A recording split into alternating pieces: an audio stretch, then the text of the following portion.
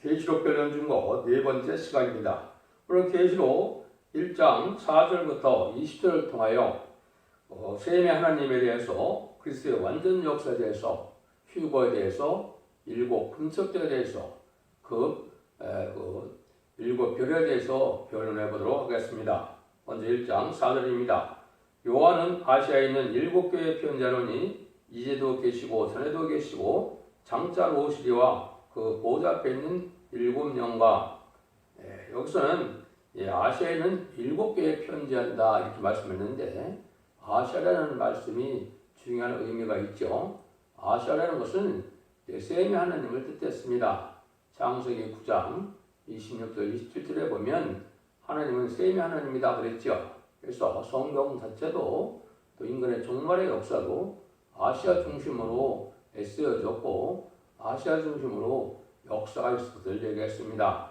아시아에 북방들에게는 공산당이 있고 사명국가인 한국이 있고, 또 하나님의 역사가 한국을 중심으로 극동 아시아를 중심으로 인간 종말의 역사가 있을 것을 말씀했다 이렇게 볼 수가 있습니다. 그래서 일곱 교회에 편지하는 것은 일곱 교회를 통하여 첫대교의 신앙 노선, 다시 말하면 쟤네들을 영접할 신앙 노선이 무엇인가를 알려주려고 말씀하시죠. 그래서 칭찬받을 길과 또 책망받을 일이 있고, 또 이기는 자가 받을 축복이 있죠.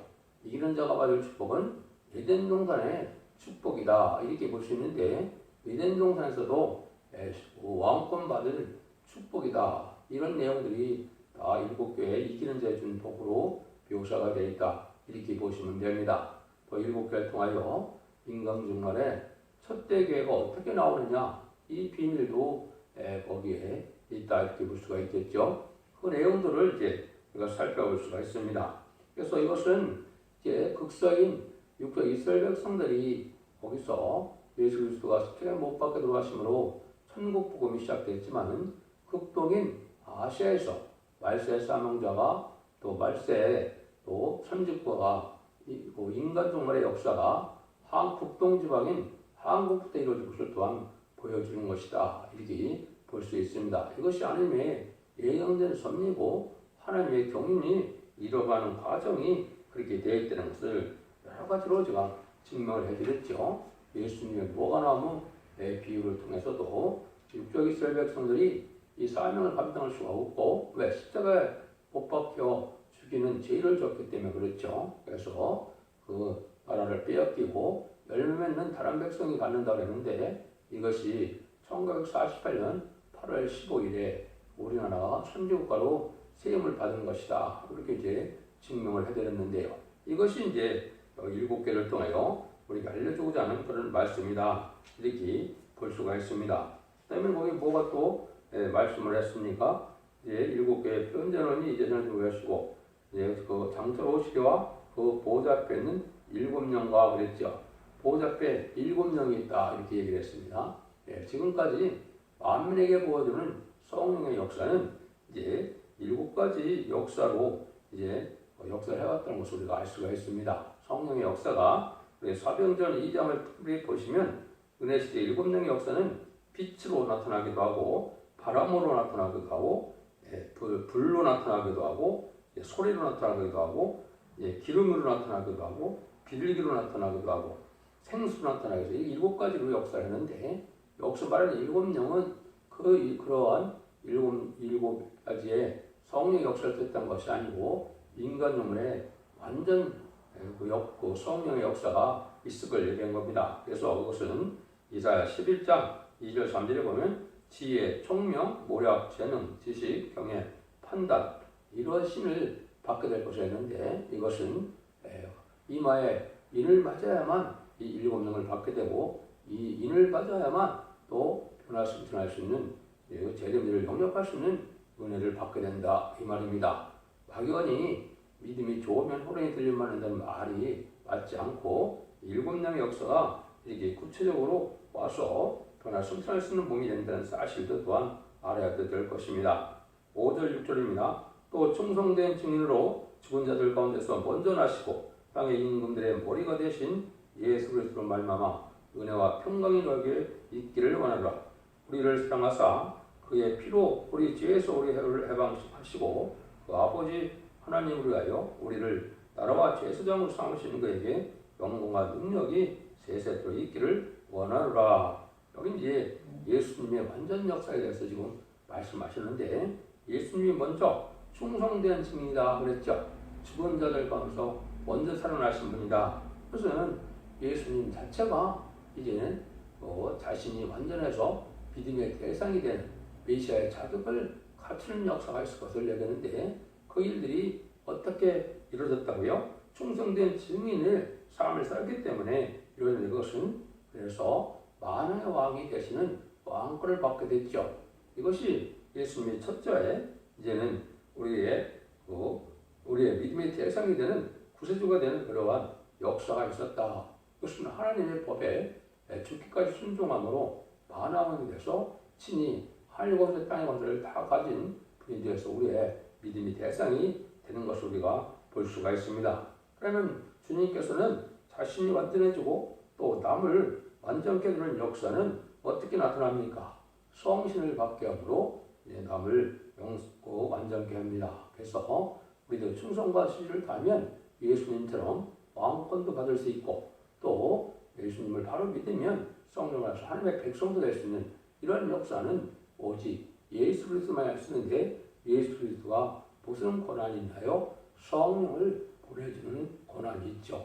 예수 그리스도를 바로 믿었다면, 십자가를 바로 믿었다면 그 증거로 만민의 성령이 임해서 중생받는 역사가 오게 되는 이것이 주님의 역사다. 우리도 사실은 이제 인간 주만의 말세사명제는 이러한 권세를 받아 남을 구원할 수가 있는 거거든요. 지금까지는 예수 그리스도의 사도의 사역이라는 것은, 역사라는 것은 남을 중생시키는 역사거든요. 그러니까 자신이 중생을 받아서 남을 중생받는 역사라는 것이 2000년의 역사인데, 인간 종만의 역사는 7명을 받아서 남을 7명을 받게 하고, 또 죽지 않고 세시되가고 죽지 않고 별을 성천하는 은혜를 받게 하는 것이 이게 성도들의 또 사명자의 역사다. 이걸 이렇게 볼 수가 있습니다. 그 다음에는 이제 예수님이 뭐라고 했을 때냐, 세상을 완전케 하는 역사를 하게 되는데, 이것은 심판하는 역사가 바로 하나님의 이제 세상을 완전케 하는 역사입니다. 그래서 예수님은 이제 먼저 그리스도의 피로 하늘 백성을 삼으시고, 인간 종말의 역사는 세상의 정한 때에서 해결치 않는 악인과 죄를 심판해서 이 세상을 완전한 성전으로 이런 걸 회복시키는 일을 하시게 되는데, 이 역사가 또한 인간 종말의 말세 사명자에 주어진 사명이다. 그것은 재림의 영접하게 할 신앙 준비되고 그런 사명을 할 수 있는 그러한 능력의 종들이 또한 돼야 된다. 이것을 우리가 볼 수가 있습니다. 그래서 세상을 완전케 하는 역사는 원수를 갚는 심판권과 왕권을 가지고 역사에서 이런 일이 벌어지는데, 그 일들이 이제 이루어지는 일이 여러분이 기다리고 잘 아시는 이제 휴거가 바로 그 일이 됩니다. 그래서 휴거가 되는 일이 이 세상에 가장 중요한 일 중에 하나겠죠. 그래서 그것이 이제 우리에게 주어진 일인데, 이 사명을 누가 할 것이냐, 이것이 이제 중요하죠. 7절입니다. 볼자다 구름을 타고 오시리라. 가기는 눈이 그를 보겠고 그를 찌른 자들도 볼터이요 땅에 있는 모든 족속이 그를 인하여 애곡하리라. 그리하리라. 아멘. 아까 또 한 가지는 뭐를 또 했다고 나라와 제사장으로 삼았다는 말씀하셨죠. 이게 이제 중요하죠. 나라와 제사장 삼은 나라는 왕 뜻했고, 제사장은 우리가 제사장이 되는 것은 말세 사명제의 제사장을 뜻했는데, 예수님은 만민의 제사장, 대제사장에 대해서 무슨 일을 하셨습니까? 십자가의 피로 하나님의 백성을 삼아서 하나님의 나라의 백성을 삼는 일이 제사장의 사명이다. 이렇게 볼 수 있죠. 그것이 계시록 5장 9절에 모든 백성을 풀어서 하나님께 드렸다고 그러는데, 인간정물의 제사장의 사명은 인간정물에 입맞은 14만 4천 명인데, 이 사람들은 뭐가 제사장의 사명이냐? 그래서 입맞은 자가 되어서 능히 쓸 수 없는 큰 물에 셋에 들어갈 백성을 인도해서 예비적 오주에서 보반으로 새 시대에 이르게 함으로 새 시대의 백성을 인도하여 드리는 것이 이것이 세 사람의 사명입니다. 그것이 이사야 66장 20절 21절에 보면 레위와 제사장을 삼는다고 했는데 이 시대의 진정한 레위와 제사장은 바로 육적인 이스라엘 백성들의 레위와 제사장이 아니고 인마된 10만 4천 명의 변화정도의 사명이 됩니다. 그래서 다시 한번 사명을 해서 새 시대를 건설하는 일을 하는데 그 중에서도 새 시대 백성을 구원하는 일이 인마된 10만 4천 명에 있죠. 그것이 바로 제사장의 사명인 것을 우리가 알 수가 있습니다. 7절입니다. 볼지어다 구름을 타 모시리라. 강에는 눈이 그를 보겠고 그를 찌른 자들도 볼 터이요 땅에는 모든 족속이 그를 인하여 회복하리라. 그래야 하리라. 아멘. 이것이 이제 하늘로부터 이제는 큰 음성이 나타나서 주님 이리로 오라오라 하는 때가 오죠.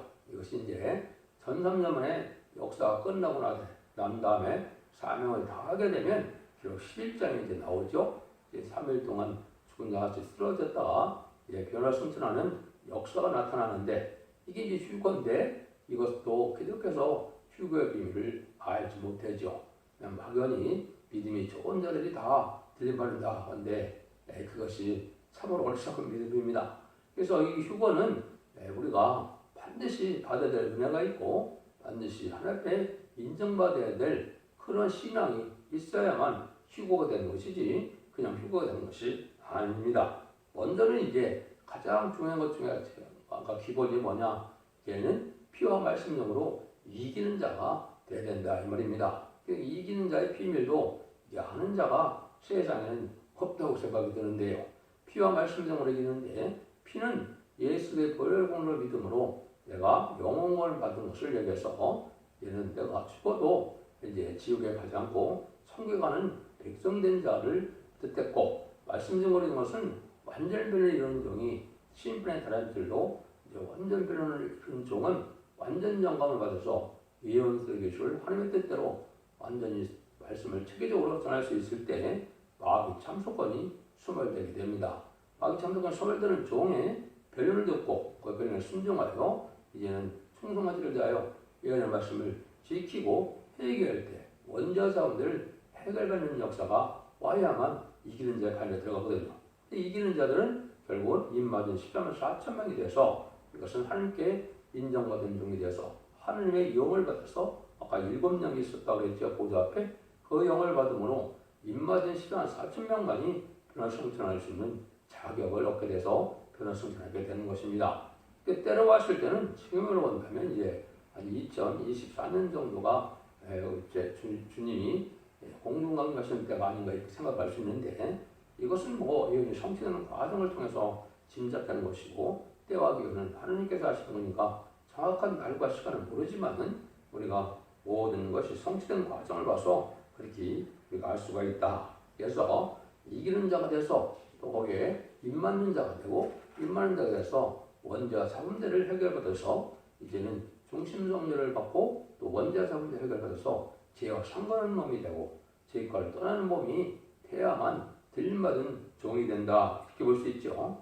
이것도 이제 이걸 결론하려면 이 한 가지 주제만 가지고도 이제 많은 시간이 필요한데요. 그래서 이 말씀도 제가 계시록의 결론을 통하여 이제는 카페나 블로그나 홈페이지에 들어가시면 자세히 이 말씀을 변론했습니다. 어떻게 은혜를 받고 어떻게 말씀을 응해서 어떻게 들림받는 자가 되느냐 이거에 대한 부분도 중요한 내용이 되겠습니다. 이런 부분도 이제는 또 기회 있을 또 말씀을 드리기로 하고 시간 관계상 바로 다음으로 넘어가도록 하겠습니다. 그 다음에 이제 8절 주 하나님이 가라사대 나는 알파요 오메가라 이제도 있었고 있고 전에도 있었고 장차 올 자요 전능자라 하시더라. 이게 이제 알파 오메가의 역사가 무엇인가를 아는 게 참 중요하죠. 그것을 알파 오메가를 가장 잘 설명한 것이 전도서 3장 15절입니다. 이제 있는 것이 옛적에 있었고 장래 있을 것도 옛적에 있으니 하나님이 이미 지나간 것을 다시 찾으시니라. 하나님은 이런 예제정이 있어서 알파와 오메가 역사를 설명드리는 것은 몇 가지 뜻이 있습니다. 모든 것을 전지전능하신 하나님의 역사는 예제정 간에 역사를 하신다는 뜻도 있고 완전 역사를 하시는데 옛날에 하신 일을 다시 하신다. 이거는 구약을 통하여 그 모형적으로 했던 이스라엘 백성을 통하여 역사했던 그 방법이 인간 종말의 역사도 그렇게 진행된다. 이렇게 이런 뜻도 있고, 또 하나님 시작하는 것은 모든 것을 완전 역사로 마치게 된다. 인간처럼 실패는 그 인간처럼 그런 것이 아니고 모든 것을 완전히 끝을 맺어서 처음부터 끝까지 책임있게 역사한다. 이런 뜻도 있습니다. 그래서 완전한 하나님의 역사를 뜻한 것인데 그것이 알파와 오메가의 역사다. 이것을 우리가 알 수가 있습니다. 그래서 성경을 잘 깨달으려면 구약을 잘 깨달아서 그것이 어떻게 인간으로 다시 이루어지는가를 깨달아야 하나님의 비밀을 알게 된다. 죄송합니다. 이걸 우리가 알 수가 있는데요. 그런 일을 위해서 사도 요한이 쟤네들을 보는 여기 광경이 나타나는데 이것도 중요한 의미가 있고, 사도 요한이 12사도 중에 가장 늦게까지 가장 고생을 하다가 큰 사명을 맡아서 계시록을 쓰는 사명을 했는데요. 그 광경이 8절 이하에 나타나죠. 거기가 9절 이하에 나타나죠. 나 요한은 너희 형제요 예수의 흘름과 나라와 참회 동참하는 자라. 하나님의 말씀과 예수 정보로 인하여 반모라는 섬에 있었더니 주의 날에 내가 성령에 감동하여 내 뒤에서 나는 나팔소리 같은 큰 음성을 들으니. 그래서 요한은 12사도 중에 가장 나이가 어리고 예수님의 가장 사랑을 많이 받아서 이제는 끝까지 있다가 그 반모섬에 유배되는 일이고, 거기서 이제는 이 계시록을 쓰는 것을 그런 사명의 영광을 누렸는데요. 완전 계시를 받은 요한의 인격은 바로 우리에게 변화성된 인격을 뜻하는데, 여기 보면 너희 형제다, 또 예수 환난과 나라와 참음에 동참한 자다 그랬죠. 많은 어려운 환난을 겪어서 하나님의 일을 드리기는 영계 창성되는 이러한 과정이 있었다. 이것도 인간 때문에 영계가 높은 사명들 쓰임 받으려면 이렇게 많은 어려움과 시련과 고난과 이런 역경을 통과해야 그런 자격이 있게 되는 사실도 우리가 알 수 있거든요.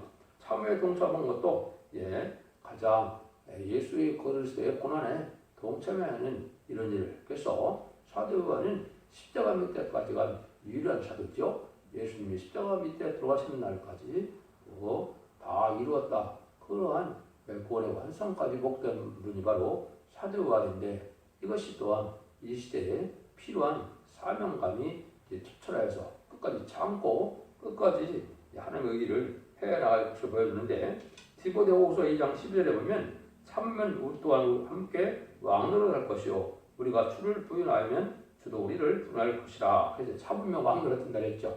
여기 인만이 4,000명이 되기까지는 많은 참는 일이 많이 있다. 많은 영계적인 싸움이 개인적으로 또 사회적으로 또 가정적으로 많은 일이 있게 되거든요.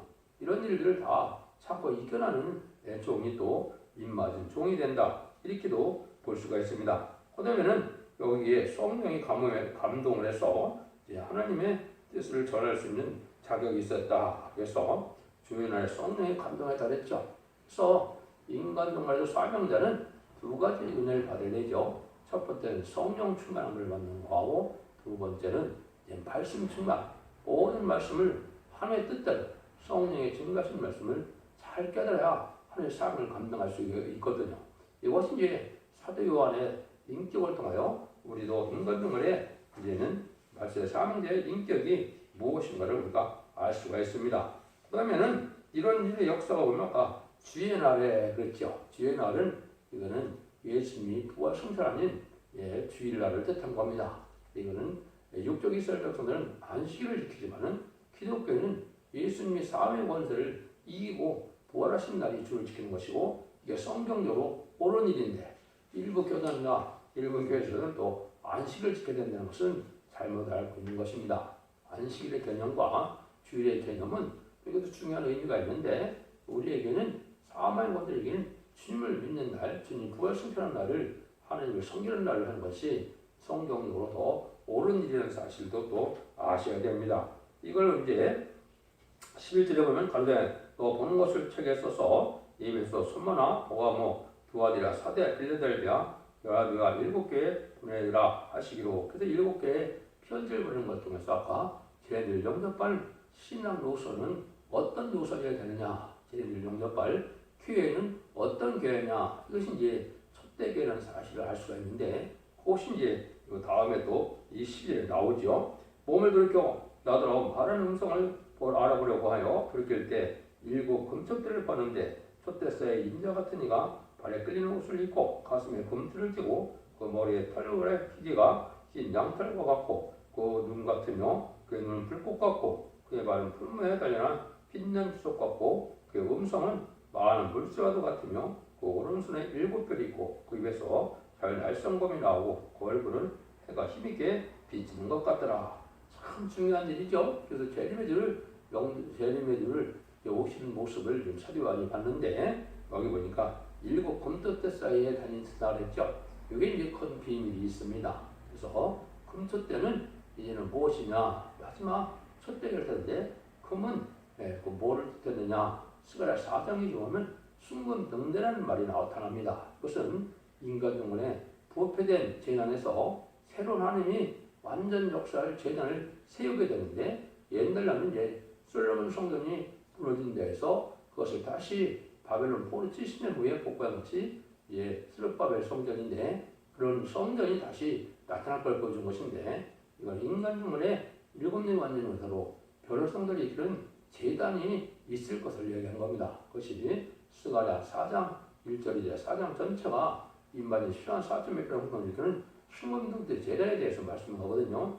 그 비밀이 또 있다 이 말입니다. 그다음에는 첫 때는 이제는 교회를 뜻했는데, 완전한 인간 영혼의 오한민이 흑암에 덮인 흑암이 덮인 세상에서 재림들 영접할 첫대 교회처럼 아주 빛이 나는 교회의 뜻을 냈는데, 재림들 영접할 사명받은 교회를 뜻했다. 이런 부분들도 여러 군데서 이제 하나님이 하셔야 될 사명 중에 나와 있다는 사실을 우리가 알아야 되는데, 예수님의 모습은 만왕의 왕으로 오셨는데 이 모습이 바로 엄중하고 이런 뜻이 이제 많이 있죠.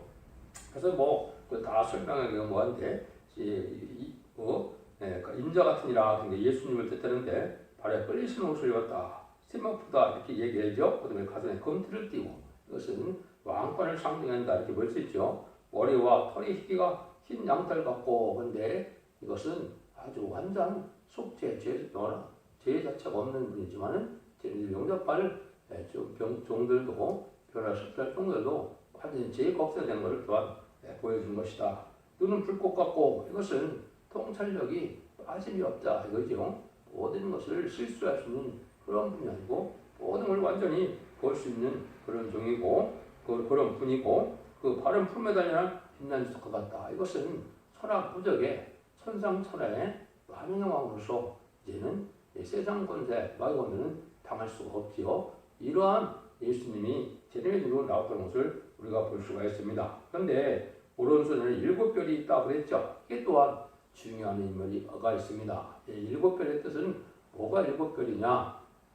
7별은 인간 영혼에 쓰임받을 말세 사명을 뜻했는데, 이게 결국은 14만 4천 명이 됩니다. 그래서 사명자들이 인간인 14만 4천 명은 사명을 감당해서 다니엘서 12장 3절처럼 많은 사람들 옳은 데를 인도하는 자는 공생의 빛과 별과 같이 빛난다 그랬는데, 지혜 있는 자다 그랬죠. 이게 이제 인간인 14만 4천 명이 사명을 다하고 이제는 세계 왕권의 축복을, 영원한 왕권을 받을 걸 보여주는데, 이것을 7별이라고 했는데 주님 오른손에 붙들림을 받았다 이렇게 봐야 되겠죠. 그래서 이것은 주님으로 말미암아 주님의 붙들린 사명자들을 뜻했다 이렇게 또 볼 수가 있습니다. 그래서 그 입에서는 좌우에 날성검이 나왔다. 또는 말씀권세를 가진 분이 있는 걸 우리가 알 수 있죠. 이것이 인간의 말씀 사명자도 완전 분의 말씀을 가서 말씀권세를 받아야 됩니다. 이것이 이제 증인권세, 철장권세라고도 이렇게 말씀했는데,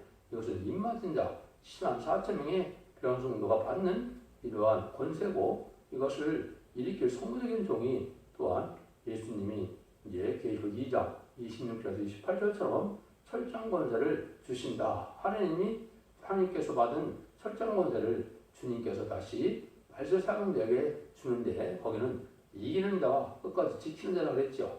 말세 사명을 완전히 감당할 종에게 예수님이 받은 철저한 권세를 줘서 하늘권세 땅의 권세를 가지고 세상 종말에 제일이며 오실 신앙 준비를 하게 되는 역사인데 이것이 계시록 11장 3절에는 두 증인에게 권세를 주니 선명해 주셨던 예언을 하게 했죠. 전 3년 만에 완전변의 역사로 지식과 같은 갈대로 이제는 청량의 역사를 할 첫백의 4절을 또한 뜻하는 것이다. 이렇게 보셔야 됩니다. 그래서 만왕의 왕으로 오신 예수님의 모습은 인간 동안에 완전 역사를 말세 사망자의 또한 사명을 나타내는 것이다. 이렇게도 볼 수가 있는 겁니다.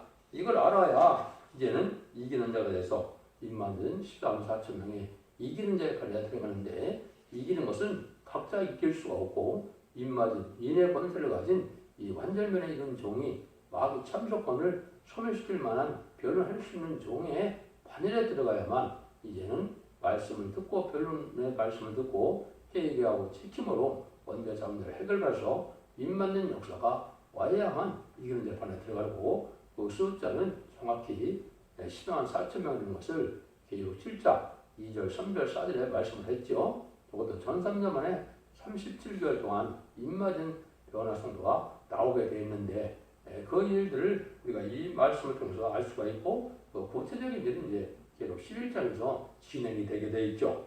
이런 일들이 이제 나타날 것을 할 것을 보여준 것이죠. 17절 18절입니다. 내가 볼 때 그 발 앞에 엎드려져 죽은 자같이 되매 그가 오른손을 내게 얹고 그래서 내 두려워 말라 나는 처음에 나중에 못산 자라 내가 전에 죽었노라 볼지어다 이제 세속도 살아있어 사망과 원배의 것을 가져노니 이제 주님이 이런 만행왕으로 오시는 모습을 보니까 이 사도요한이 죽은 자 같이 됐다 그랬죠. 이것이 이제 큰 의미가 있는 것입니다. 이것이 이제는 재림주를 영접할 자들은 그냥 인간성 제약성 원죄 차원들을 해결받지 못하면 재림주를 영접할 수 없다는 것이죠. 이것이 마태복음 17장은 변의 선상에 갔을 때도 예수님이 순식간에 변화됐을 때 그 모습을 보는 야고보와 요한과 베드로가 어떻게 됐어요? 거기도 엎드려져서 죽은 자 같이 됐죠. 이것이 이제 그런 것을 우리가 알려주는 겁니다. 그래서 원죄와 자원들을 해결해서 완전히 저 상관없는 몸이 돼야만 재림의 집을 볼 수 있다는 사실을 여러분도 하셔야 되고 그래야 들림받는 종이 되는 겁니다. 그런 은혜를 받지 못하는데 들림받는다는 것은 그거는 어리석은 미혹의 말이다 이렇게 볼 수가 있는 것인데요. 근데 이 모든 것들을 예수님이 가지고 있기 때문에 걱정하지 말고 두려워 말라는 것이죠. 그래서 사망의 것들을 이긴 예수님께서 말씀 사명자들은 정말 사람들을 이기게 해서 완전한 이기는 역사로 이된 농단을 회복시키는 역사가 아마겟돈 전쟁을 통하여 완전히 이기게 되죠. 그래서 완전히 이기게 되는 것은 10만 4천명이 변화 승천하여 하나님 보좌 앞에 가서 왕국 부서져버리고 지상강림하는 예수님의 백마탄 공자가 되어서 아마겟돈의 최종 승령으로 완전히 이기는 자가 된다는 사실도 알아야 할 시대에 말세 사명자가 갖춰야 될 모든 자격이 된다 이렇게 볼 수가 있죠. 그걸 이제 예수님은 사망권배의 권세를 가졌는데 이것을 다 이제는 말세 사망자의 칭으로 그 권세를 이제는 증인 권세다 이렇게 볼 수 있죠. 제함으로 땅칠 권세로서 세상을 굴복시키는 일을 하게 되죠. 그래서 그것은 알파적인 역사도 애굽에서 송사하던 모세에게 하나님께서는 권세를 줬죠. 재앙으로 땅치는 권세를 줬죠. 10가지 장으로 바알을 굴복시키고 또 애국군들을 홍해 수장시키는 일을 했죠. 그런 권세 받은 종의 역사를 통하여 인간동물의 예den동을 회복시키고 이제는 천년살병을 이루는 종말의 역사가 있다는 사실도 또 아셔야 재림주로 오시는 예수님의 모습이 왜 우리에게 이러한 은혜를 주고 이러한 은혜를 받아야 되는 것을 우리가 알 수가 있다 이 말입니다. 그래서 두려운 주님도 이제는 우리에게는 이제 먼저 잠들어들으로 예수님의 동생처럼 예수님의 사명을 계급받은 자들처럼 말세 사명자가 되는데 말세 사명자는 12사도 중에서도 오직 누구한테 그 사명이 있었다 그랬어요? 사도 요한이죠. 그래서 요한복음 21장에 보시면 사도 요한이 내가 올 때까지 범을 두게 할 사명이다. 베드로는 양을 먹이고 양을 치는 사명인데 베드로와는 상관이 없는 사명이다 그랬죠. 그래서 말세 사명자는 바로 사도 요한의 계통으로 쟤네들 영접하는 신앙 사명이다. 베드로는 양을 먹이고 양을 치는 사명이니까 모든 사람들에게 그리스도의 복음을 전해서 이제는 중생 밖에서 그리스도의 이제 백성을 삼는 하나님의 백성을 삼는 일의 역사가 2000년 동안의 역사인데 마지막 한 일의 역사를 이 말세 사명자는 사도 요한계통의 역사다. 그래서 사도 요한은 그 새 이름도 보아하게다 그랬죠. 이 우리의 아들이다.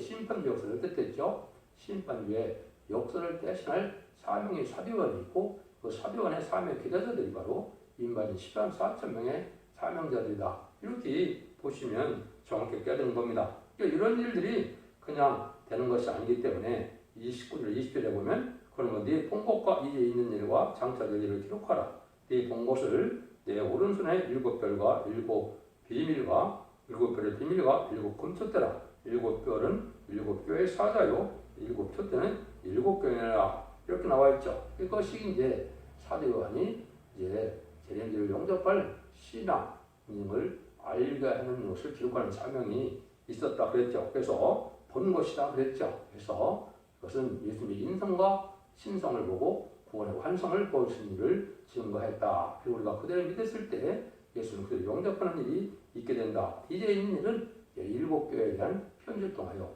쟤네들을 영접할 신앙 표준 노선이 무엇이냐, 또 이기는 자가 받는 그러한 복이 무엇인가를 알 수 있게 된다 그랬죠. 장차될 일은 이제 인간 동물의 잠선만과 호산만의 역사를 통하여 말세 사명자들이 어떻게 사명을 감당해서 세상을 심판하고 세세 이룬 일을 나타낸 것인지 계시록 4장에 보면 다 나와 있죠. 그래서 그것을 증거한 것이 사도 요한이 한 사명이다. 그런데 내 오른손 7별의 비밀이 있다고 그랬죠. 그 7별의 비밀 제가 아까 말씀을 드렸죠. 이마지 14만 4천의 말세 사명자인데 이제는 주님의 오른손에 붙음을 받은 종으로서 충성한 진리로 인정을 받고 하나님 앞에 인정을 받아서 이마지 14만 4천 명에 대해서 왕권의 사명을 감당함으로 평생에 빛과 별같이 영원히 빛난다. 이렇게 연대인데 이것은 이제 10만 4천 명의 그 정도가 받을 세세 왕권 축복 뜻했다 그랬죠. 금석대라는 것은 이제 금은 순금동대 대단이고 새로운 대단이고 일금동의 완전 역사가 나오는 시대라는 것이 스가랴 4장에 비밀이 있다 그랬죠. 그래서 금석대라. 또 7교회는 이제 완전한 촛대교회를 뜻했다. 그래서 7교회를 통하여 이제 특별히 에베소교와 서만학교와 빌라델피아를 통하여 촛대교회가 어떻게 나오냐 그 비밀을 알려줬는데 그런 역사를 할 수 있는 교회가 완전변의 촛대교회고 끝을 맺는 역사를 하는 것이기 때문에 촛대교회의 완전변의 역사에 동참해야만 이기는 자가 되고 이기는 자가 되어야만 변화 승천할 수 있는 은혜를 받게 된다. 이렇게 볼 수가 있는 겁니다. 여러분들이 이제 앞으로 2장부터 세밀하게 이제 변론, 계시록을 변론할 때 이 변론을 잘 들으시고 순종함으로 여러분들이 승리자가 되어서 사설 만대 축복을 복된 종들과 성도들이 다 되시기를 예수님으로 간절히 축원드립니다. 아멘.